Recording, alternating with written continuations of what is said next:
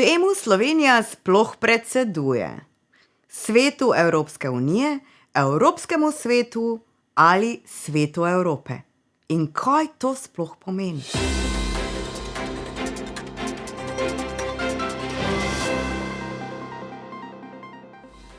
Pozdravljeni v Evropskih stoječih novicah.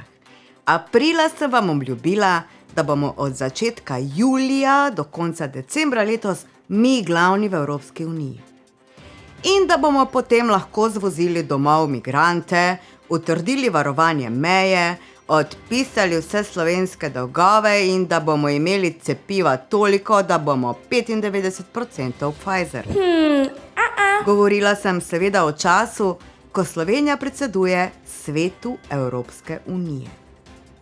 Svet Evropske unije, ki ga nekateri imenujejo tudi Svet ministrov ali preprosto svet, je organ, ki ga pogosto zamešamo z Evropskim svetom ali Svetom Evrope. Evropski svet je evropska institucija, v okviru katere na četrtletnih zasedanjih na vrhu voditelji Evropske unije odločajo o skupni politični usmeritvi Evropske unije. Svet Evrope ni evropska institucija, ampak je mednarodna organizacija, ki jo sestavlja 47 držav iz evropske regije, torej ne le države članice Evropske unije. Ustanovljena je bila 5. maja 1949 z Londonskim sporazumom. Glavni cilj Sveta Evrope je varovati človekove pravice, pluralistično demokracijo in pravno državo.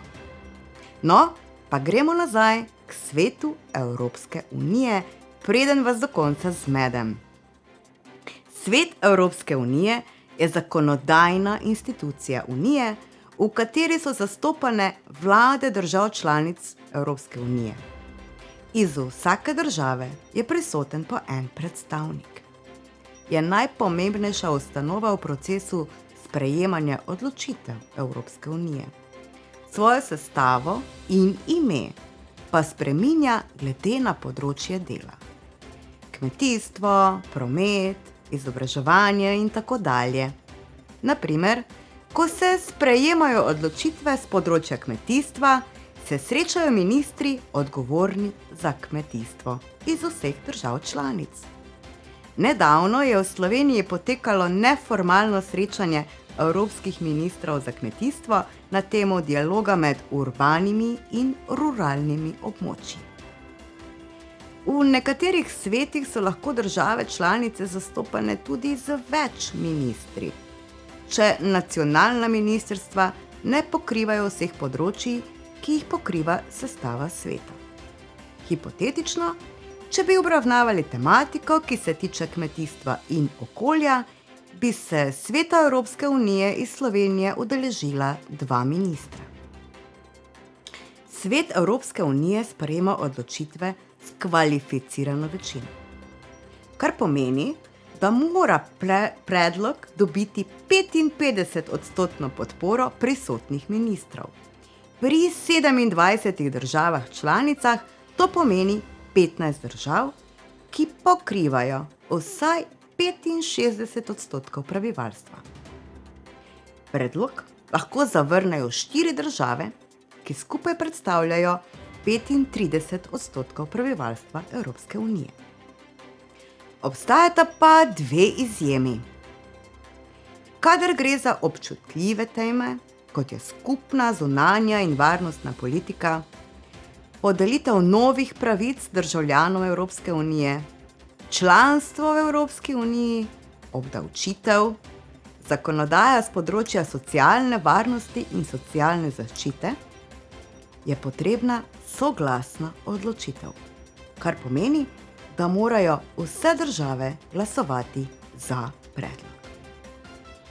Kot torej kak minister reče, Bruselj se je tako odločil, se spomnite, da je bil tam in da je imel pravico glasovati.